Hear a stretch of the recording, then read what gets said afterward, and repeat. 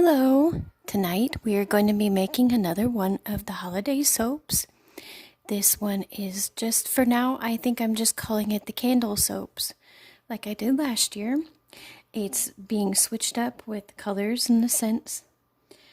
I wanted it to be kind of depictive of anybody could want this one for the holidays, not just Christian Catholic people, but also it could be for Hanukkah because of the colors. So I've already melted all my butters and have them incorporated with the lye water and also the olive oil as well. And I have my infusion, beautiful color, indigo, that I infused for a very long time in extra virgin olive oil. It's probably going to use up the last that I have of it.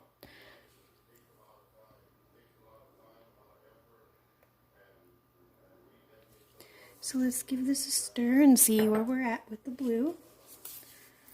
It's a lot like paprika, you just never really know how much you're going to need. And it blends differently with all the essential oils too, so it can shift colors on you a lot. And also, like I've said before, you always want to make it a little bit darker blue than you anticipate because it's going to fade a little as it goes through saponification. So that's a pretty color blue now, but I think I want to add just a little bit more and finish up this indigo.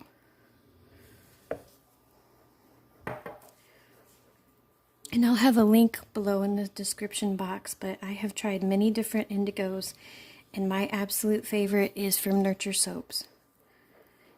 It is very fine powder and just a beautiful navy blue. It's very easy to work with, very easy to infuse. It gives you gorgeous results. So that's my favorite. So that looks really good. Give it a good stir, make sure it's all mixed at the bottom. And I'm putting in cypress oil.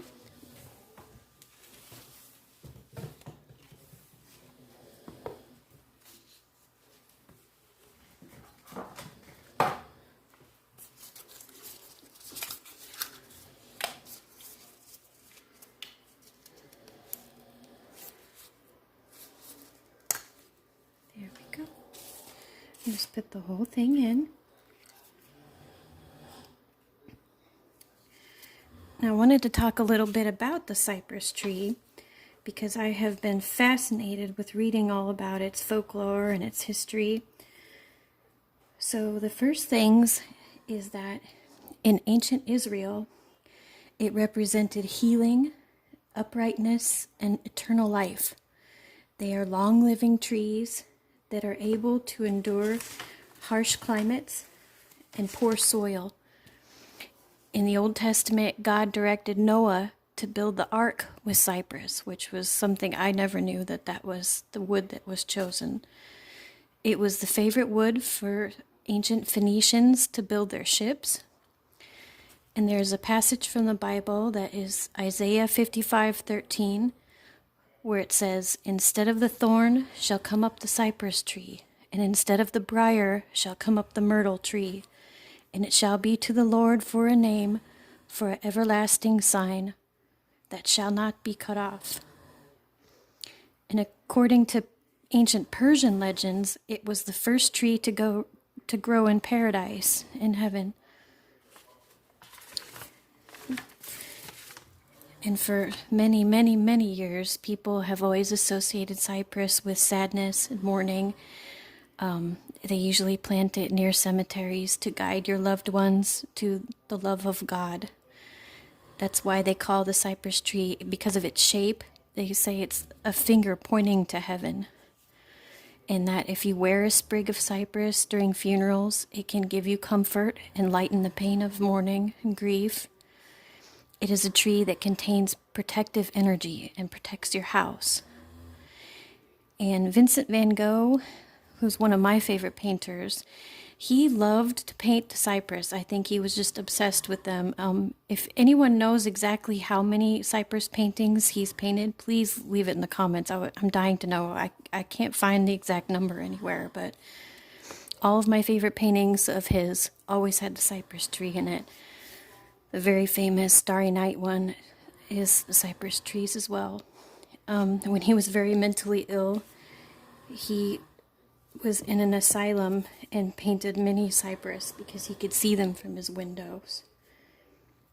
And there was many speculations as to why he liked the cypress, and a lot of people say it had to do with him feeling isolated and lonely, and that might have been, but if you know more about his life, when he was a young man, he was a very spiritual Christian person, and he was actually a missionary. So I feel like he actually knew this about cypress, about it being like the finger of God, and he put it in his paintings, I think, because he led such a painful life, and he was just couldn't wait for it to get to heaven and to be close to God, and for all his pain and suffering to be over.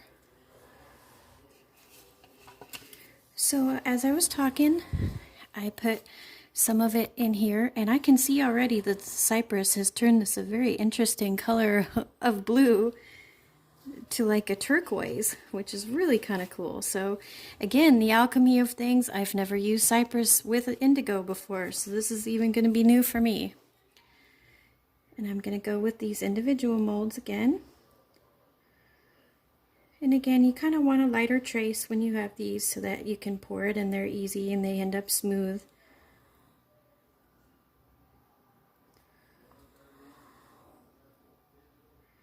And again, you might want to put them on a tray so that if you have to move them afterwards, it's easier. If you try to move one of these trays before they're set, it's just disaster.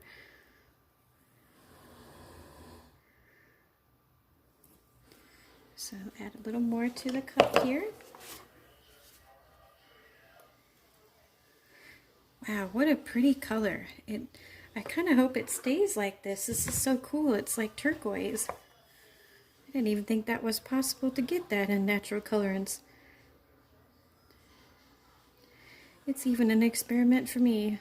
Just never know how things are going to combine. So that's the first tray. And get the second one going here.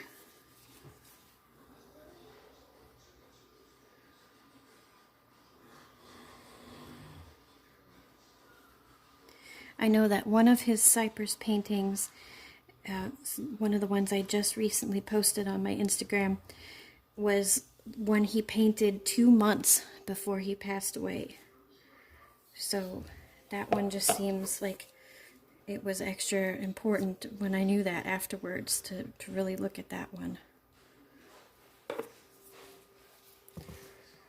So almost done here, just have a few more. And I probably saved the rest of this blue for some soap dough for the soaps in December, because I do need some blue for that.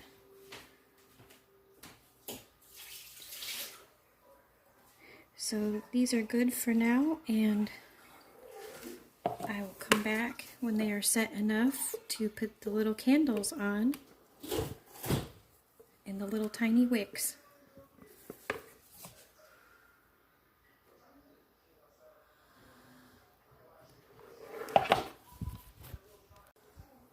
Okay, so we are back. I am back to place the little candles. And cypress oil is a very fast mover apparently, so I didn't have to wait very long at all for it to be time to place these. I already did one to make sure, kind of test the waters. So some of them will have round candles and others will be square or rectangular. And then these are the tiny little soap dough flames. And place those carefully at the top of the candle.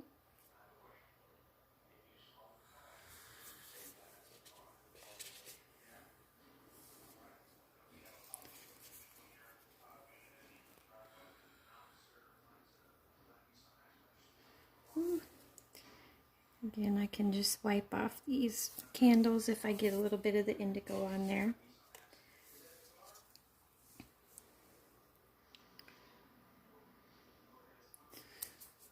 So I think I don't know if I mentioned that my husband and I had a dog walking, cat care, pet care business in the city of Chicago he had it for over 20 years, 25 years, and I worked with him through many, many years until I had my first child, my little girl.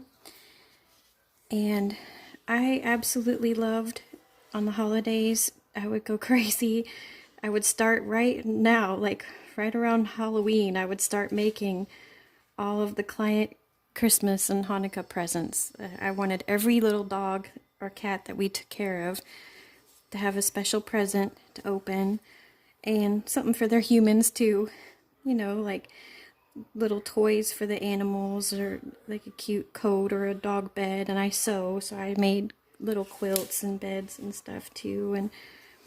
And then I'd bake for the people, and I'd bake dog cookies for the dogs. And it was just one of my favorite things. Was I really, really miss walking dogs too, I have to say. I walked them literally up until the day I had to have emergency C-section with my daughter. I worked that day. I never really got to say goodbye to it, and I loved it. And I especially loved going around passing out all the presents. That was just the best.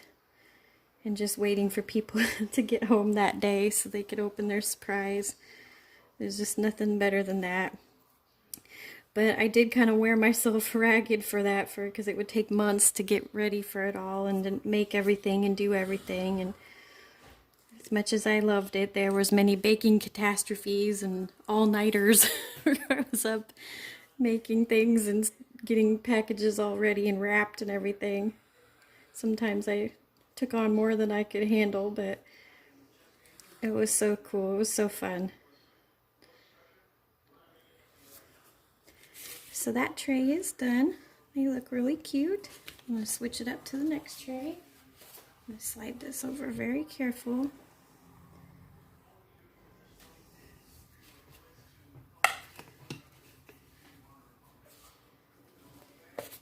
We had many, many clients that were Jewish as well, and I just think their faith is beautiful too. I was always I love to ask questions about Hanukkah and stuff and read about it. I tried to always give appropriate gifts for that too, and I would scour the stores to find the prettiest blue and silver wrapping papers that I could find. And that's actually pretty hard to find during the holiday time, because everything's usually red and green. It's harder to find something blue. You kind of have to stick with snowflake themes when you do find blue things.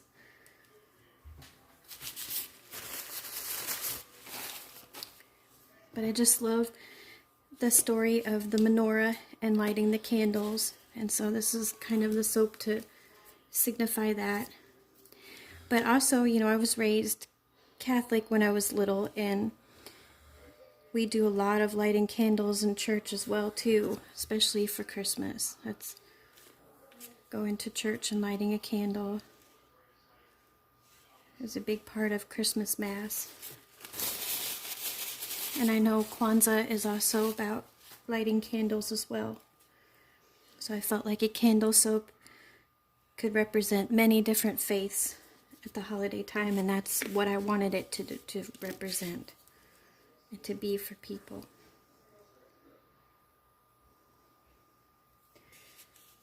I cannot get over how fast the Cypress oil moved. It was a quick one. So if you're looking for an essential oil that will set up fast, go with Cypress. So just one more after this. And I'm going to make sure that I spray really good here, because I'm not really sure if it will atch. It might. Looks like one more. I have to do this one. Okay. So now we're going to do spray with rubbing alcohol, just in case there's any soda ash, and to kind of brighten up everything.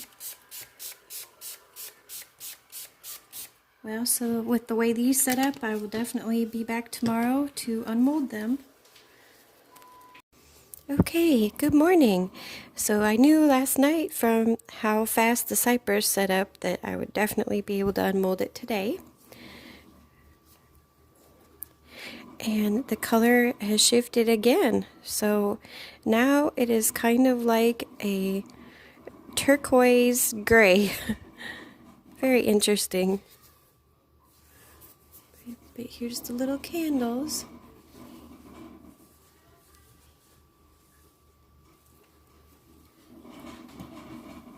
Please excuse my coffee. It's early. Making coffee noises.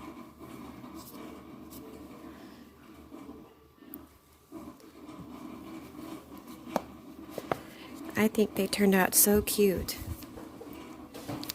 And the Cypress smells really good. It kind of has become one with the smell of the cocoa butter, and made it go from kind of like a more evergreen smell to something kind of sweet.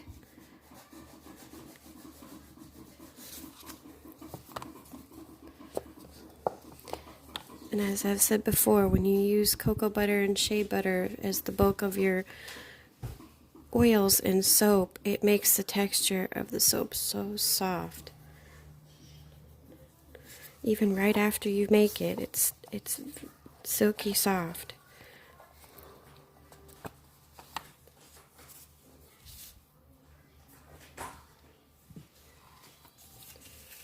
And that's one tray.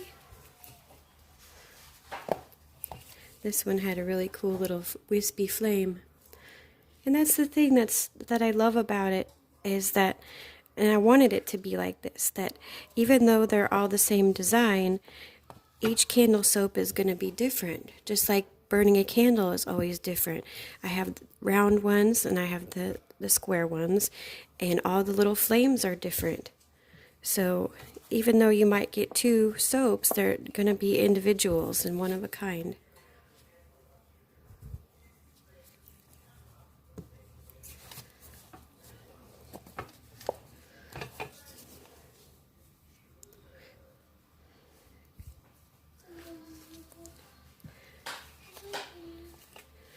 So this is the last two here. And of course I will clean these up too, the edges that overflowed just a little. That's a really cute square one.